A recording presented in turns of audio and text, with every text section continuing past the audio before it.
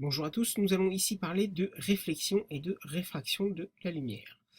Alors, vous pouvez voir sur ce schéma un laser que je peux faire bouger, qui se propage dans un milieu 1, puis dans un milieu 2. Alors tout d'abord, la surface de séparation séparant les deux milieux de propagation, on appelle ça un dioptre. La droite ici, qui est perpendiculaire au dioptre, on appelle ça la droite normale. Ici, vous voyez deux rayons. Donc ici, vous aurez ce qu'on appelle le rayon incident. Incident, c'est ce qui part.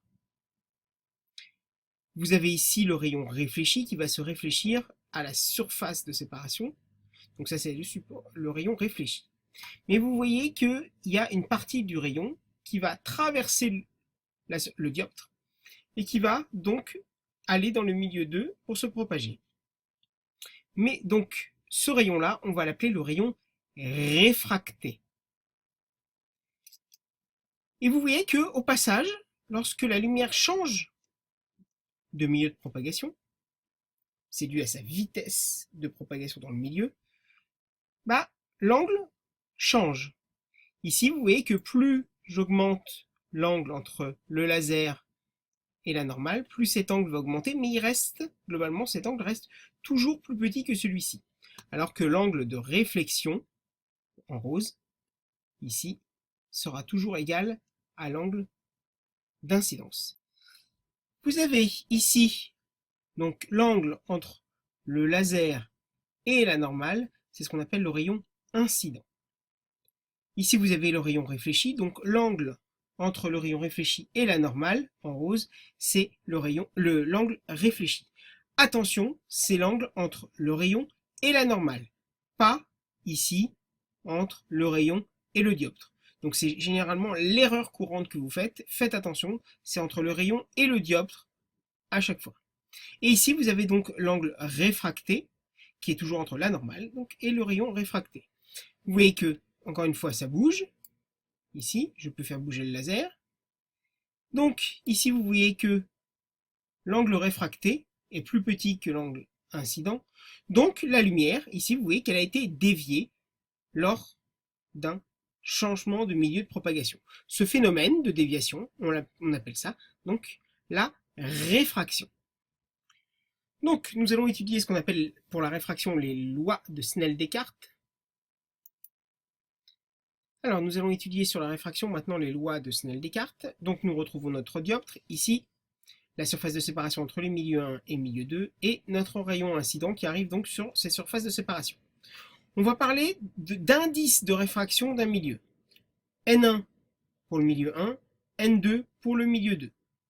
Donc, l'indice de réfraction dépend, vous n'avez juste à savoir, dépend de la vitesse de propagation de la lumière dans ce milieu. Donc,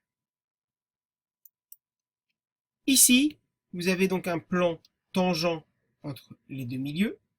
Vous avez donc de nouveau la normale. Donc, je vous les remets I, l'angle incident, l'angle de réfraction, et l'angle, alors ici il l'appelle angle de transmission, c'est l'angle de réfraction.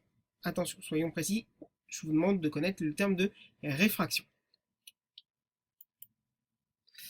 Et la première loi de Snell-Descartes nous dit que le rayon réfléchi, pas transmis, mais donc réfracté, le rayon réfléchi, réfracté et incident, donc ces trois rayons-là, sont dans un même plan et sont dans le plan avec la normale. Vous voyez que, si vous regardez bien en tournant, le rayon incident, le rayon réfracté, le rayon réfléchi sont dans le même plan que la normale. Ça, c'est la première loi de Snell-Descartes. La deuxième loi de Snell-Descartes nous dit que, quoi qu'il arrive, l'angle d'incidence sera égal à l'angle de réflexion.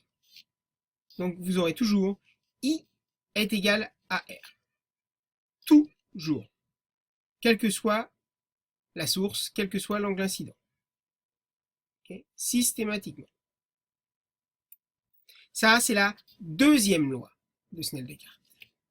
Et la troisième loi de Snell-Descartes, qu'il va falloir connaître par cœur, donc on va vous l'expliquer, c'est N1 sinus I est égal à N2 sinus, alors ici T, mais moi je vous les noterai I1 pour incident et I2 pour l'angle de réfraction. 2 pour le milieu 2 qui correspond aussi à l'indice de réfraction du milieu 2. Pareil pour le 1. Donc, comme dans la vidéo précédente, vous voyez que si je bouge,